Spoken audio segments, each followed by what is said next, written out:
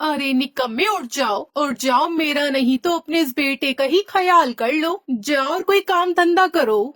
मम्मा भूख लगी है। तो मुझे खा लो, तुम्हारा बाप कमा कर लाएगा तो ही मैं तुम्हें कुछ खाने को दे पाऊंगी। मनहूस कालू कौवी शक्ल वाली, जब भी मैं कोई अच्छा सपना देखने लगता हूँ मेरे सपने को चकनाचूर कर देती है। जाओ और कोई काम धंधा ढूंढो, जग्गू कल से भूखा है। कोई काम मुझसे नहीं होता, काम काम काम, जब देखो मेरे पीछे पड़ी रहती है। ऐसे गुस्से में कालू कौवा अपने घर से निकलता है। कालू कौवा उड़ता हुआ तोते के पास जाता है। यार तोते, अब तो मेरी पत्नी मेरे पीछे ही पड़ गई है, अब मुझे कोई न कोई काम करना होगा। कालू, अब तुम अकेले नहीं हो, तुम्हारी संतान भी है। खर्चे बढ़ गए हैं। अगर काम नहीं करोगे तो घर का गुजारा कैसे होगा? तुम ऐसा करो, कबूतर चाचा की दुकान पर जाओ, उसे काम वाले की जरूरत है। उसे अपनी दुकान पर एक सेल बर्ड की जरूरत है।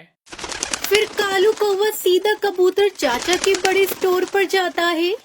चाचा कबूतर, शर्म करो शर्म, तुम उम्र में मुझसे बड़े हो और मुझे चाचा बोल रहे हो। बताओ दादाजी, क्या बात है? सॉरी सॉरी कबूतर जी, मुझे तोते ने भेजा है। सुना है आपको किसी सेल बर्ड की जरूरत है। हाँ, मुझे अपने स्टोर पर चीजें उठा उठा कर देने के लिए एक पक्षी की जरूरत है। क्या तुम काम करोगे? हाँ हाँ, मेरे दादाजी का बिल्कुल आपकी ही तरह का स्टोर था। जब मैं छोटा सा था तो मैं अपने दादा के स्टोर में काम किया करता था। तो अब तुम्हारे दादा का स्टोर कहाँ गया?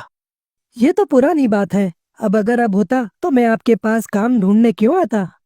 फिर कालू कौवा कबूतर के स्टोर पर काम पर लग जाता है। तभी पिंकी चिड़िया वहाँ आती है। अंकल कबूतर, मुझे दूध का डिब्बा, एक बिस्किट दे दे। पिंकी, क्या कोई मेहमान आया है घर में? हाँ, मेरे पति जी की माँ आई है। फिर कालू कौवा शाम को अपने घर जाता है। लो, ये लो मेरे पहले दिन की पगार, मुझे काम मिल गया है। ये सुनकर सुंदरी कौवी बहुत खुश होती है। कबूतर चाचा के स्टोर पर मैं वहाँ सेल बर्ड लग गया हूँ। सुनो कालू जी, फिर तो कल मेरे लिए थोड़ी सी मिठाई भी चुरा कर ले आना। कबूतर को कौन सा पता चलेगा। लो जी, हो गई शुरू। तेरी इन्हीं आदतों की वजह से मैं कई बार पिटा हूँ, मगर इस बार मैं पिटना नहीं चाहता। कालू जी, अगर तुम पिटोगे तो मैं भी तुम्हारे साथ दूंगी। मेरे सुंदर पति अपनी पत्नी को मिठाई नहीं खिलाओगे क्या?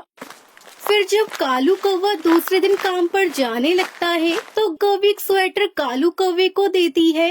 कालू, मेरे सुंदर पति, ये लो, ये स्वेटर पहन लो। इनकी कई पॉकेट्स हैं, कबूतर को पता भी नहीं चलेगा। एक पॉकेट में मेरे लिए मिठाई और दूसरे में चाय पत्ती चीनी छुपा कर ले आना। देखते हैं, आज दूसरा दिन है, कहीं ऐसा ना हो कि दूसरे दिन ही मैं छुट्टी हो जाऊं। कालू कौवा काम पर जाता है। कालू, मैं शहर वाले जंगल सामान लेने जा रहा हूँ, तुम ध्यान से काम करना। जाइए जाइए कबूतर मालिक जी, आप निश्चिंत होकर जाइए, मैं हूँ ना, सब सामान लूंगा। कबूतर चला जाता है। कालू कौवा कबूतर की दुकान पर आने वाले ग्राहकों को सामान देता है। वो काम करता रहता है और जब उसके आने का समय होता है तो वो इधर उधर देखता है और थोड़ी मिठाई एक जेब में डाल लेता है और दूसरी जेब में चाय की पत्ती और कुछ बिस्किट भी चुरा लेता है और वो अपने घर चला जाता है। ये सब देखकर उसकी पत्नी बहुत खुश होती है। अरे वाह, मेरे पति को अच्छा काम मिल गया है, हमें पगार भी मिलती है और साथ में इतनी सारी चीजें भी। मगर सुंदरी, मुझे डर है, जिस दिन कबूतर ने मेरे स्वेटर की जेबें देख ली तो मुझे मारेगा बहुत। मेरे सुंदर पति जी, तुम चिंता न करो, अगर ऐसा मौका आया तो मैं मार में हिस्सा खाने आ जाऊंगी तेरे साथ। दिन गुजरते गए और कौवा हर रोज शाम को मौका देखकर कबूतर की दुकान से कुछ चीजें चुराकर अपने घर ले आता था। पति जी, क्या बात है, आप पहले की तरह खुश नहीं है, कुछ परेशान से लग रहे हैं। मुझे बताइए, आपको क्या परेशानी है? क्या बताऊं, देर रात तक काम करता रहा हूँ मगर दुकान का सामान ही नहीं पूरा होता। कमाई क्या खाक होनी है, मेरी तो लागत भी पूरी नहीं हो रही। आप अपने काम पर ज्यादा ध्यान दें और नौकरों की निगरानी भी करें। नौकर ज्यादा तो नहीं है दुकान पर। बस एक ही है, और वो है ना अपना जंगल का कालू कौवा। फिर अगले दिन टुनटुनी चिड़िया कौवे के घर जाती है। सुंदरी कौवे बिस्किट खा रही थी। अरे सुंदरी, इतने महंगे बिस्किट ये तुमने कहाँ से लिए? टुनटुनी मेरी माँ लाई थी। मेरा जग्गू तो हर रोज ही बिस्किट खाता है। आंटी, अब तो मेरे पापा रोज मेरे लिए मिठाई भी लाते हैं चुप चुप कर। ये सब सुनकर टुनटुनी चिड़िया हैरान होते हुए वहाँ से चली जाती है। सुंदरी देखो तो, आज मैं तेरे लिए क्या लाया हूँ, फेयर एंड लवली क्रीम। मेरे कालू, मेरे सुंदर पति जी, अब तो मेरा रंग भी गोरा होगा। जरूर होगा। तुम बहुत अच्छे हो। मेरा कितना ख्याल रखते हो मेरे सुंदर पति। अगर ऐसे ही मैं कबूतर के यहाँ नौकरी करता रहा तो एक दिन हमारा भी बड़ा स्टोर होगा और कबूतर धक्के खाता फिरेगा। पति जी, मेरे सुंदर पति जी, ऐसे ही मेहनत के साथ चोरियां करते रहना, फिर तो एक ना एक दिन हम जरूर कामयाब हो जाएंगे। फिर एक दिन कालू, अब तो मौसम बदल गया है। तुम ये स्वेटर क्यों पहनकर काम पर आते हो? अब तो इतनी ठंड भी नहीं है। मालिक जी, मुझे बचपन में एक बार निमोनिया हो गया था। तब से मैं ठंड से बहुत डरता हूँ, इसलिए मैं स्वेटर गर्मी के मौसम में भी पहन कर रखता हूँ।